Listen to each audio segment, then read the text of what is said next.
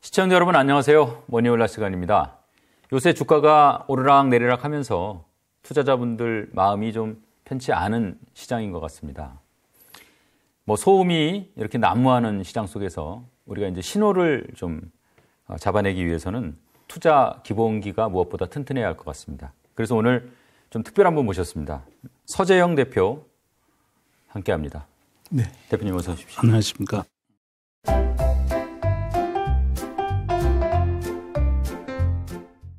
머니올라 첫 출연이시니까 네. 간단하게 대표님 소개 좀 해주십시오. 예, 저는 요 바로 건물 뒤에 미래셋 자산운용 거기에서 펀드를 운용했었고 그 뒤에 투자사도 하나 만들었다가 대신 자산운용하고 합병을 해서 그땐 건물이 시내 아니고 쪽에 있었습니다. 대신 자산운용 대표를 하셨었죠? 네. 그래서 하다가 2016년 초에 그만두고 저한테 부족한 사랑과 자유를 채우러 그리고 가족들한테도 그동안 잘 못해줬더라고요. 그래서 좀 쉬었습니다. 굳이 이제 말씀드리면 이제 투자업계 입장에서 보면 좀 입산 수도 기간이 좀 있었다고 볼 수 있는데 입산 수도 하산하신 이유는 뭡니까? 네, 입산 수도가 아니고 그냥 다 내려놨죠. 하산은 왜 했냐면 진짜 인생을 이렇게 새 토막으로 이렇게 고등어를 사서 이렇게 새 토막 딱 하면 머리 부분, 배 부분, 꼬리 부분 이렇게 있을 거 아닙니까? 그래서 처음에 인생 한 30년은 교육받느라고 다 보낸 거고 군대도 갔다 오고 그리고 나머지 한 20몇 년, 그 30년 중에 아주 어린 시절은 제외해야 되니까 실제로 교육받는 건 한 20년을 교육을 받는 거고 그래서 30부터 한 20살 정도 열심히 일하고 나머지 토막은 좀 나를 위한 시간, 가족을 위한 시간 그런 쪽에 쓰고 싶어서 또 많이 일만 열심히 하다 보면 삶의 중요한 거가 사랑과 자유인데 그게 많이 부족해지더라고요. 그래서 그거 좀 채워볼까 하고 갔는데 또 일을 안 하니까 또 처음엔 좋았는데 또 심심하기도 하고 그랬습니다. 그러니까 이제 투자자들한테 좀 좋은 길을 열어주시기 위해서 그러니까 이제 이 서재형의 투자교실 운영하시는 이제 유튜버세요. 제가 이제 들어가서 보니까 참 그푼이 인상 깊었습니다. 저희 사실 학교 다닐 때 뒤에 액자에 넣어서 늘 들락날락하면서 보던 그푼 그게 우리 인생하고 무슨 관계가 있을까 생각했었는데 돌이켜서 생각해보면 참 그 그푼대로 좀 살았으면 인생을 좀 더 잘 살았지 않을까 싶은 생각이 나이 먹어서 좀 드는데 그래서 이 그푼의 의미를 이해를 하면은 우리가 투자 기본기 잡는데 좀 좋지 않을까라는 생각이 들었어요. 그래서 우리 오늘 이 시간에 6가지더라고요 보니까. 그래서 이 순서대로 좀 살펴보면서 이 그푼으로 우리 내공을 좀 단련하는 시간을 한번 좀 가져보겠습니다. 자, 첫 번째 그푼이 보니까 주가는 기업이 만든다. 차트를 좋아하지 마라더라고요. 이제 요 말씀 제가 드릴 거고요. 그 전에 제가 왜 투자 교실을 만들었냐 하면 우리나라의 S&P가 조사한 바에 의하면 우리나라 국민들의 금융 이해도가 전 세계에서 거의 꼴찌 수준입니다. 가봉공화국 밑에 있습니다. 아, 그렇습니까? 그러니까 그걸 보면서 그런데다 우리나라는 또 제가 쉬는 동안에 보니까 보이스피싱 맛집이 돼 있고 공매도 맛집이 돼 있고 그런데 우리 국민들한테 공교육은 금융에 대한 공교육은 없는 나라고 각자 도생의 영역에 다 놓여져 있는 거예요. 근데 또 우리가 GDP도 35,000불 갈 정도로 잘 사는 국민이다 보니까 이게 너무 많은 그 손해를 금융교육이 안 돼 있다 보니까 손해를 많이 보시는 분들이 많고 그 특히 이제 코로나 버블 지나면서 우리 뭐 9만 전자, 10만 전자 막 그랬지 않습니까? 근데 그때 저는 그 많은 투자가 분들이 그렇게 고점에 막 사고 이런 걸 보면서 정말 안타까운 마음이 들었어요. 그리고 또 젊은이들이 연끌해서 집을 막 사고 그 빤히 보이는 상투 구간인데 또 뭐 그 외에 다른 주식들도 많잖아요. 우리 해외 투자하고 이런 것들이 있어서. 그래서 제가 이제 나이가 60이 됐는데 그 남아있는 생애 동안에 저 투자해서 밥 벌어 먹고 살았으니까 이분들에게 공교육이 못 해준 어떤 투자의 기초 그리고 또 기초만 가르치면 사람들이 지루해 하니까 그래서 가끔 가다가 뭐 고기는 직접 잘 안 잡아드리는데 고기가 어디 있는지 어장도 좀 가르쳐주고 거기 가면 물반 고기반이니까 낚시를 해도 거기 가서 해라. 이쪽 동네에 가서 투자하면 안 된다는 것들을 제가 좀 말씀도 드리면서 좋습니다. 그러는 마음으로 교실을 만들었고요. 그래서 이제는 저는 대표 소리 별로 듣고 싶지 않고요. 제가 담임 선생님입니다. 좋습니다. 네, 담임 선생님이라고 말씀드리겠습니다. 그런 목적으로 만든 거여서 그걸 우선 말씀드려야 그 푼에 대한 얘기를 할 수가 있습니다. 알겠습니다. 그래서 자, 그럼 우선 첫 번째가요. 주가는 기업이 만든다. 차트 좋아하지 마라 이건데 이건 선진국에 있는 분들은 다 알고 있는 거예요. 우리나라만 유독 이 매매 시장으로 온 국민을 몰아넣는 거예요. 그래서 차트 보고 뭐 여기 있으면 여기서는 사고 요거 올라가면 팔아라.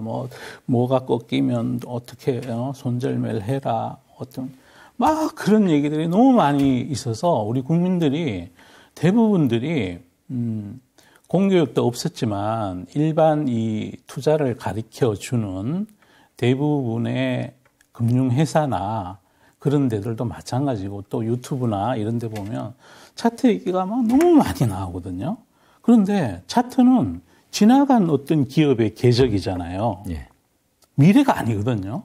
투자하는 거는 앞으로의 기업이 어닝을 전해주는 거가 어떻게 되느냐에 따라 달라지는 거지. 과거의 흔적인 차트가 미래를 어떻게 맞출 수 있겠습니까? 근데 많은 분들이 그놈의 차트를 들고 씨름을 하니까 절대 그게 아니다.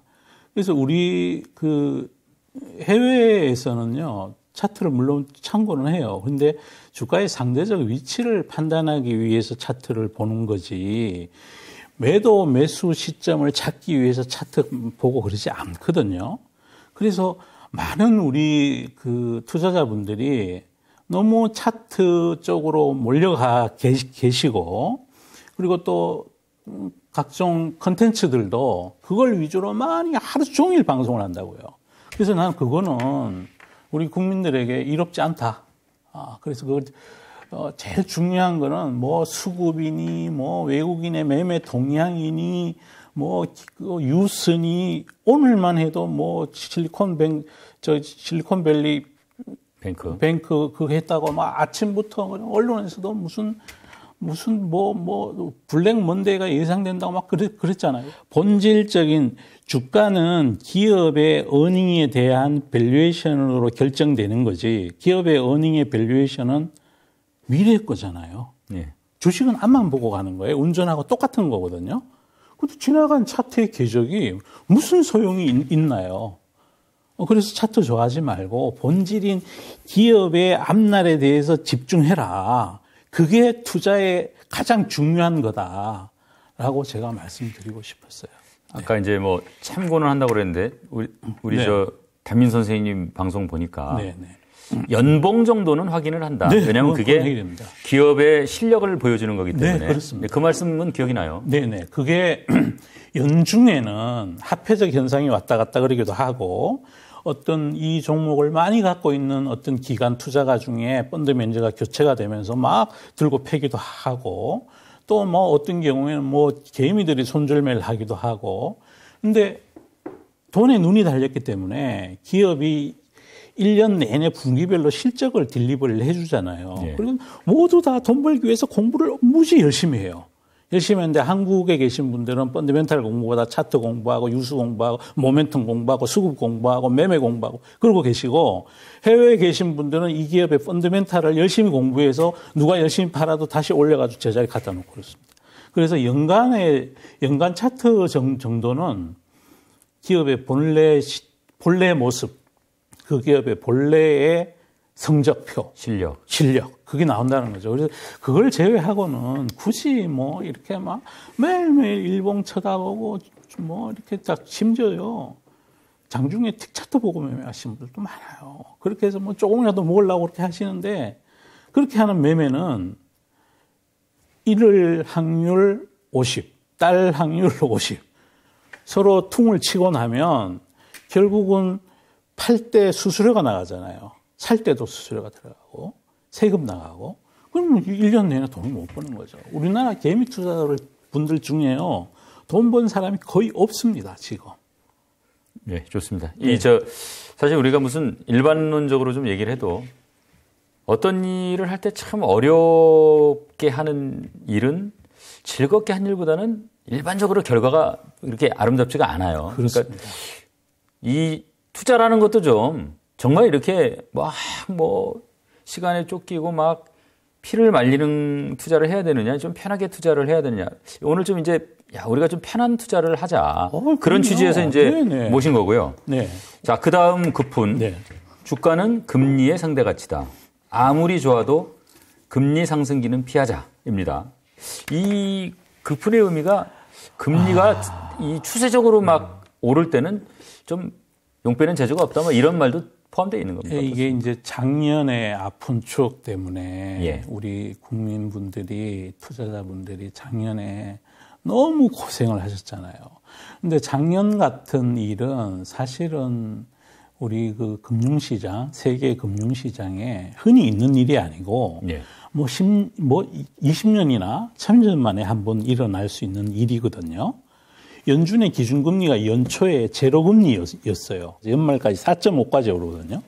그럼 금리가 올라가는 거는 돈값이잖아요. 돈값이 그렇게 올라가면 아무리 좋은 주식도 웬만한 주식은 다 그냥 밑으로 떨어지니까. 그래서 이걸 두 번째로 딱 명시해 놓고 아예 귀에 박히도록 얘기해 주면 이분들이 젊은 분들도 있을 거고 살아가는 그 투자 사이클에서 이런 구간이 왔을 때 본능적으로 깨우치지 않을까 싶어서 두 번째로 넣어놨습니다. 작년의 추억 때문에 그렇습니다. 올해는 저는 걱정 안 합니다. 올해는 저는 뭐 CPI 어떻고 뭐 파월 의장님이 어떻고 저떻고 그러는데 난 아무 걱정 안 합니다. 좋습니다. 왜 그거 갖고 노이즈를 만드는지 모르겠어요. 요 뒤에 좀 자세히 여쭤볼 거니까요.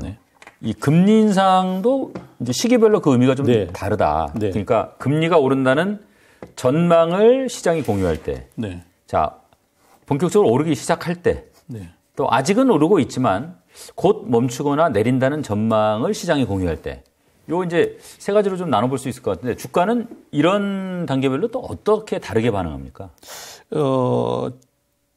가장 안 좋은 게 가운데요. 오르기 시작할 때. 작년 같은 경우에 보통은 선진국 경제 그리고 권력의 지배 구조가 민주적이고 그리고 또 어느 정도 규모가 있는 경제학적 메커니즘이 작동하는 경제 권역에 있어서는 2.5를 기준으로 해서 미국의 잠재 성장률이 지금 2%대 아닙니까? 그러면 거기에서 물가 인상률이 뭐 많지 않다 그러면 2에서 한 5까지 그다음 밑으로 떨어지면 침체기에 가면 0 정도까지. 거기 가운데 축을 갖고 이게 들었다 놨다 하는 거거든요. 그래서 경기를 조절하는데 작년은 아주 특이한 경우였어요. 그건 왜 그러냐면 러시아 우크라이나 전쟁이 공급망에 인플레이션을 유발시켰고 그 전에까지 코로나 때문에 유동성을 너무 많이 풀어놨었고 아주 특별한 상황이 있을 때 그랬는데 그게 오르기 시작한 2월 달 같은 작년 같은 케이스였다는 거죠. 그때는 아주 위험한 거고요. 나머지 경우는 그렇게 많이 위험하지 않습니다. 특히 이제 세 번째, 아직은 오르고 있지만 곧 멈추거나 내린다는 전망을 공유할 때. 지금 올해가 그런 데거든요. 그래서 똑같이 올라도 설사 3월에 오늘 저 실리콘밸리 은행 때문에 이제 다시 또 못 올 것 같이 됐다 그러는데 어쨌든 올린다고 50bp를 올린다 빅스텝을 올려도 시장의 반응은 많이 틀릴 겁니다. 왜냐하면 이제 다 올라간 주식으로 치면 올라가는 그 어깨 정도 되는 거니까. 그러면 이제 50bp를 올리면 시장의 반응이 불확실성 해소됐다. 그 전까지는 내리겠죠. 그 전까지는 내리는데 막상 그날 뚜껑이 딱 열려가지고 50bp가 올랐다 그러면 시장의 반응이 그럴 줄 알았어. 이제는 더 못 올리겠지. 이렇게 된다는 거죠. 네. 그러니까 지금 이제 온통 시장이 네. 이 제롬 파월 의장 말의 그 뉘앙스를 해석하느라고 이제 일희일비하는데. 아니, 난 왜 그러시는지 모르겠다니까. 소비자 물가 뭐 수치 아니면 금리 이런 게 예를 들어서 이제 뭐 0. 몇 %포인트 정도 높았냐 낮았냐. 여기에 따라서 주가가 물론 좀 출렁거리긴 하지만 굳이 우리가 투자하는 입장에서 그거를 너무 과도하게 신경 쓸 필요가 없다 이 말씀이시죠? 예, 그럴 필요가 없습니다. 이건 왜 그러냐면 이 경제 행위는 예를 들어 지진이 나거나 코로나가 창궐하거나 같은 자연과학적 행위가 결과가 아니고 인문과학 속에 들어가는 거고 우리 인류는 아까 말씀드렸지만 탐욕과 공포를 조절하는 금리 메커니즘을 가지고 있고 미국 정도의 나라가 되면 너무 심하게 금리가 올라가면 뭐가 문제가 생긴다는 걸 잘 알고 있단 말이에요. 예. 그리고 또 작년에 금리를 처음 올리기 시작하는 게 2월부터였거든요. 이게 시차를 두고 12개월 정도 지나고 나면 용빼는 죄도 없습니다. 그럼 미국의 저축률도 떨어져 있고 많이 소비를 많이 했다는 거 아닙니까? 그런데 금리가 올라가 있으면 론에 이자 많이 나가야 되고 어떻게 하겠습니까? 그러면 어느 정도 지나가고 나면 금리는 저절로 꺾이게 되고 그러면 금리 못 올린다 이거죠. 이게 무슨 지진이나 뭐 이런 것처럼 자연과학적 행위가 아니라니까요. 한쪽으로 가면 계속 가버리는 게 아니라는 거죠. 자, 그 다음 그 분이 세상의 변화가 주가를 만든다. 시간에 기대서 투자하자입니다. 네. 이건 너무나 명백한 일인데요. 뭐, 최근에 나온 그 신냉전 시대에 뭐 예정된 전쟁이라는 책을 봐도 그러고 이게 환경이 달라졌지 않습니까? 예전 세계화 시절의 기억을 빨리 잊어야 되고 신냉전 시대가 되면 국가가 기업의 펀더멘탈에 작동하는 게 훨씬 많아집니다. 예. 그럼 많아지면 이건 완전히 달라진 게임의 룰이거든요. 그럼 그 달라진 게 시간을 두고 어떤 기업의 펀더멘탈에 반영이 될 것이고 또 최근 들어서 뭐 드디어 뭐 이게 돈을 쓰고 하는 행위가 뭐 The Age of Resilience라는 책을 읽어보면 이제 인류는 오직 경제적인 애니멀로 자기한테 효용이 있는 데만 돈을 쓰는 게 아니라 지구를 살리기 위한 어떤 행위에도 돈을 쓰기 시작했고 그런 것들은 시간이 지나가면서 서서히 반영이 될 거거든요. 기업의 어닝으로 딜리버리 되는데 걸리는 시간이 필요하다는 거죠. 예를 들어 뭐 전기차 시장이 됐던 그리고 뭐 신재생 에너지 시장이 됐든 R이 100이 됐든 그 새롭게 달라진 돈의 지출의 문화, 기술의 변화, 기후의 변화, 문화의 변화 이런 모든 것들은 정치 지형의 변화 이런 것들은 어느 날 갑자기 복권 떨어진 것처럼 나 지금 기업의 어닝을 팍 증가시키는 게 아니라 서서히 시간을 두고 기업의 펀더멘탈을 바꿔놓을 거거든요. 그러면 앞으로 세상이 어디로 갈 건가 그거를 미리 꿈을 꿔서 그쪽의 포지션을 자기 포트폴리오를 거기다가 잡아놓고 그다음에 그냥 시간을 기다리면 된다는 거죠. 그러면 되는데 왜 그거를 매일 샀다 팔았다 하고 3% 몰려고 5% 몰려 나는 그건 이해가 안 가서 그래요. 정말. 좋습니다. 어쨌든 그런 세상의 변화가 사실은 기업이 변화하지 않을 수 없도록 그런 환경을 조성하고 네. 그 환경에 잘 적응한 기업이 이익을 내고 네. 그래서 그게 결국은 주가로 반영된다. 이렇게 이제 지금까지 들은 말씀 보면 연결이 됩니다. 네네. 자, 이게 사실은 이제 이게 X 값이니까. 예. 어떤 변화에 대해서 주목하고 어떤 원칙을 가지고 이 변화를 봐야 되는가는 뒤에서 좀 자세히 할 거고. 네네. 그냥 미리 좀 맛배기로. 네. 대표님 요새 개인적으로는 그러면 세상에 어떤 변화에 대해서 개인적으로 하나만 딱 꼽신다면 관심을 저는 기후 변화가 초래한 그게 또 동반해서 기술적으로 에너지 패권을, 에너지 주된 에너지원을 바꿔놓은 거고, 그래서 저는 2차 전지 산업에 대해서 아주 강력한 뷰를 가지고 있습니다. 예. 그 뒤에서 좀 자세히 얘기하겠습니다. 네. 자, 그럼 그런 변화가 있고, 주가는 기업이 만든다 하셨으니까, 네. 자, 그런 변화의 흐름에 성공적으로 올라탄 기업을 찾아야 할 거 아닙니까? 네, 그렇습니다. 어떻게 찾습니까?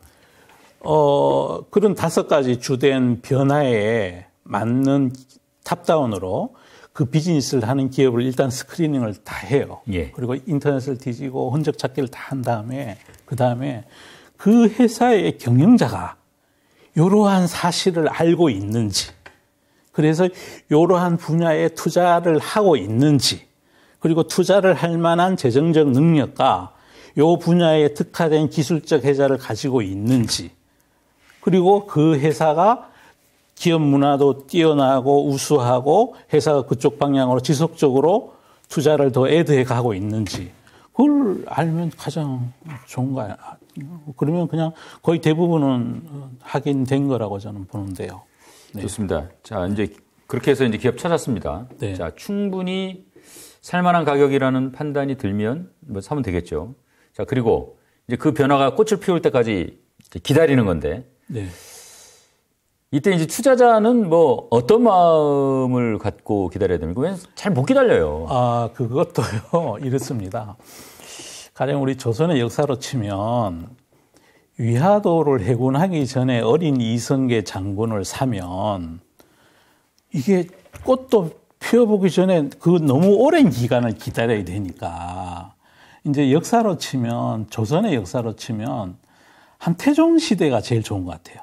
업을 출발을 시켰고 안정이 됐고 이제 막 그 주변을 정리하고 애민 정신으로 나라의 기틀을 잡아가고 기업 문화도 좋고 그 정도 되는 기업을 골라서 투자하면 내가 살아있는 기간 동안에 충분히 리턴이 저한테 수익이 돌아올 수 있습니다.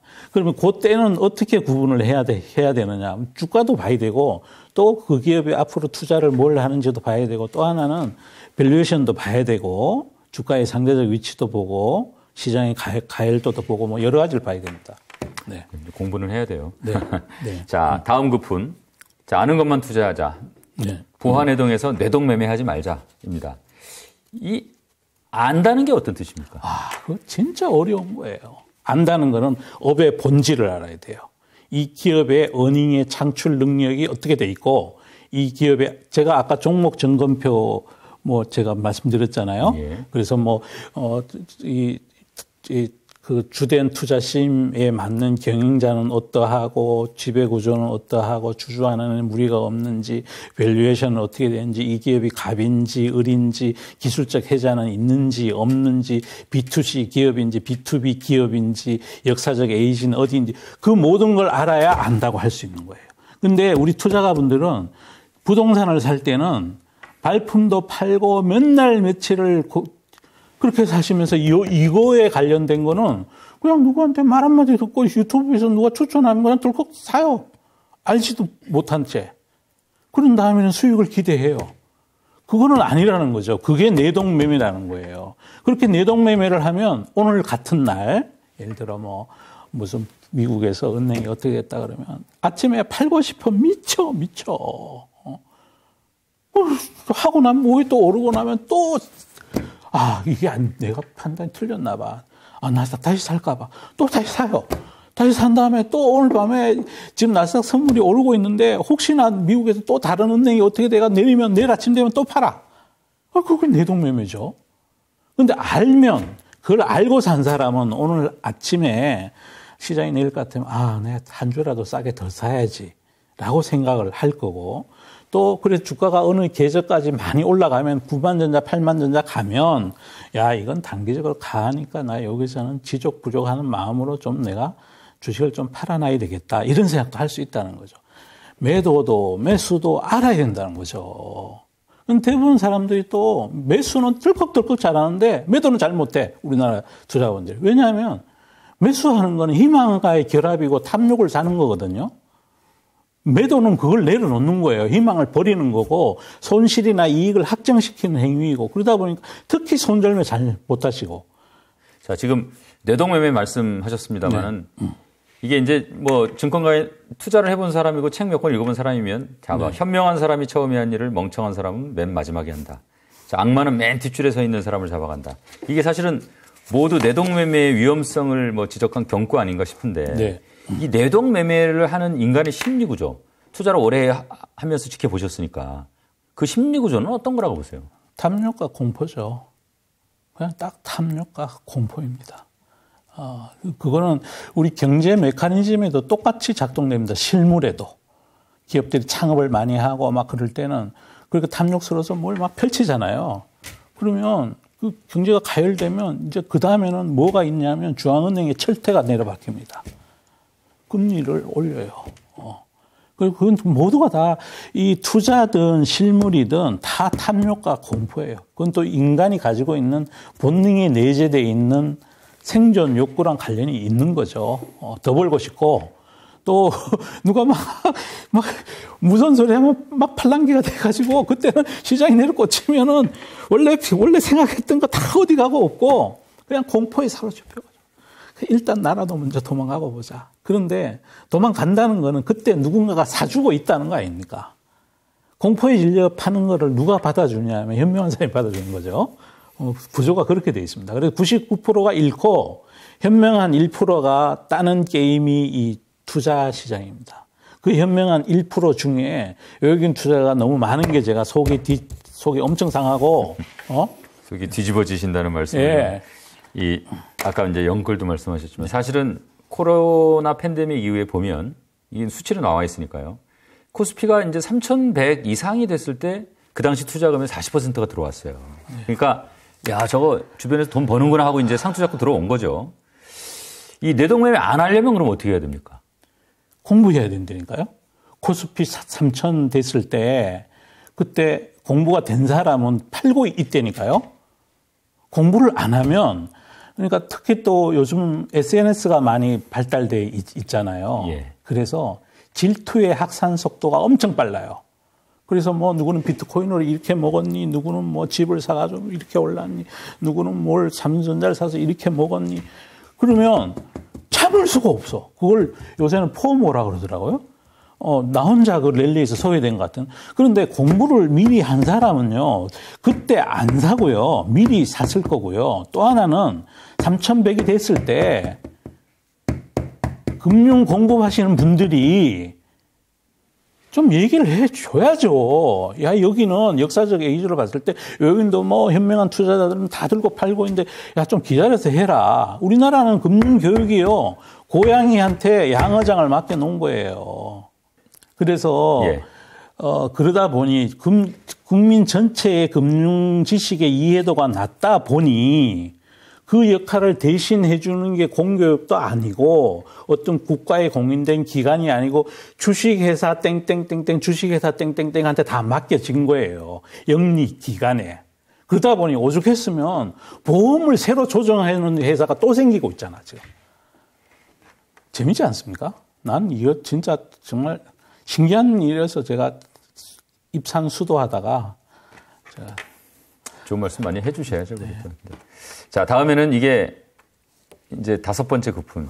자, 이기는 전쟁만 하자. 잘 하는 것에만 집중하자입니다. 그래서 제가 우리 투자가분들, 우리 개미 투자자분들에게 꼭 승리하는 방법을 제가 말씀드리고 싶었어요. 이기는 전쟁은 그 베트남의 응푸엔 디잡 장군이 그 훌륭한 장군으로 전사에 길이 남는 분인데, 내가 원하는 때, 내가 원하는 장소에, 내가 원하는 방법으로 싸우겠다. 그래서 막 시장이 안 보이고 이러면 그냥 안 했으면 좋겠어. 우리 투자가 분들이. 그러니까 1년 내내 싸움터에 나가면 안 된다는 거죠. 그리고 거기에 주식시장에는 외국인도 있고 공매도 세력도 있고 프로그램 매매도 왔다 갔다 흐르고 또 수많은 막 그 무슨 주식회사 소속의 분들이 오늘은 여기가 좋다, 오늘은 저기가 좋다 막 이런다는 거예요. 자기가 공부 안 한 채로 모른 채로 남이 잡아주는 고기 자꾸 먹다 보면 배탈 나서 다 국민들이 배탈 나 있잖아요, 지금. 그런데 이기는 전쟁이라니까 자기가 공부하고 열심히 한 다음에 저희가 보는 거예요. 아, 이 시장이 지금 공포에 빠져 있네. 그럼 그때 한번 사서 탐욕에 빠지면 또 그때 한번 팔고, 그때 그러고 나서는 좀 기다려도 보고, 남의 말에 대해서 그게 언론이 됐든 증권사의 페이퍼가 됐든 그걸 가릴 수 있는 눈이 가져져 있어야 된다. 그런 채로도 이기는 전쟁을 골라서 해야 그래도 돈을 좀 벌 수 있다는 거죠.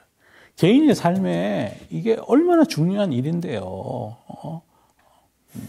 근로소득만으로 삶이 드라마틱하게 개선되지 않습니다. 맞습니다. 이게 사실은 이게 이제 금융시장이 발달하면서 그래서 이제 빈부격차도 더 심해지고 그런 거죠. 자, 마지막 급훈이 자, 꿈을 꿔라. 셈하지 말라. 노후가 달라진다. 이게 뭐 너무 이게 푼돈에 정신 파지 말라는 뜻입니까? 어떤 뜻입니까? 자주 매매하고 그러지 말고 아까 위에 있는 거랑 다 똑같은 일맥상통한 건데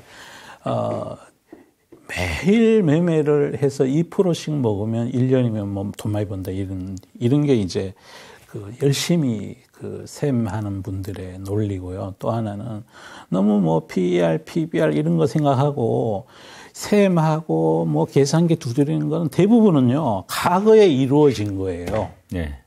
가령 원래 PER이 얼마다 한 거는 증권사 단말기에 나오잖아요. 그 나오는 거는 다 이 기업이 옛날에 한 거예요.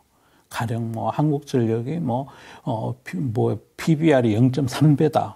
주가 안 오르잖아요. KT는 뭐 1년에 배당을 얼마, 주가 안 오르잖아요. 다 셈해서, 이렇고 저렇고 그렇게 하는 거거든요. 주식은 앞날에 큰 거대한 변화가 몰려오는 쪽에 가서 있으면 10배 먹고 20배 먹고 100배 먹고 그런 것도 많습니다.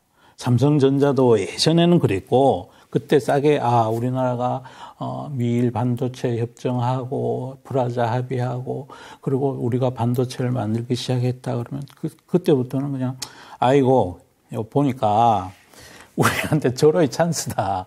사실 그냥 가만히 있으면, 몇백 배가 났잖아요, 지금.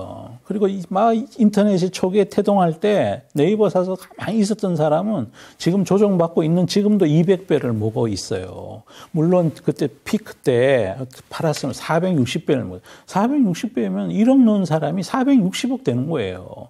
그 중간에 왜 자꾸 그냥 오늘은 여기 갔다 제가 제일 싫어하는 말이 뭔지 아십니까? 순환매의 길목을 지키자. 그런 매매하지 말라는 거예요. 아니, 기업이 다른데 어떻게 이게 올랐다고 그것도 따라 오릅니까? 그러면 삼성전자가 오르면 LG도 따라 올라야죠. 안 그러잖아요, 시총 차이가. 그래서 어떤 기업이 앞으로 크게 성공할지를 꿈을 꾸라는 거예요. 꿈을 꿔서 제발 매일매일 쳐다보지 말고 뜸 들기 전에 소뚜껑 열지 말고 한번 이거 제대로 공부해서 제대로 포지션을 정한 다음에 그 자기가 생각하는 투자의 시임이 끝날 때까지 들고 한번 가봐라 이거야. 그러면 진짜 노후가 달라집니다. 몇 배 먹습니다. 이미 원래도 그런 현상이 있습니다.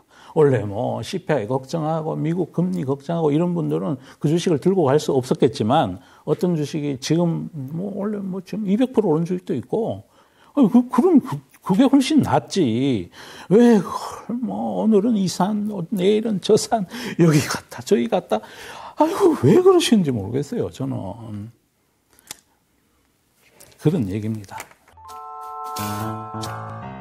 그렇게 하면은 돈을 못 벌어요. 못 번다는 게 증명되어 있어요, 지금. 그리고 그 증시의 오르내림, 주가 지수의 오르내림 갖고 자산 배분을 했을 때 돈을 못 번다는 것도 펀드의 역사에 나와 있습니다. 예. 워렌 버핏께서 자산 배분 안 합니다. 주식 편입비를 늘렸다 줄였다 안 하시거든요. 그래도 S&P를 해마다 이깁니다. 그럼 그것만 해도 실증적으로 보여주는 거예요. 이게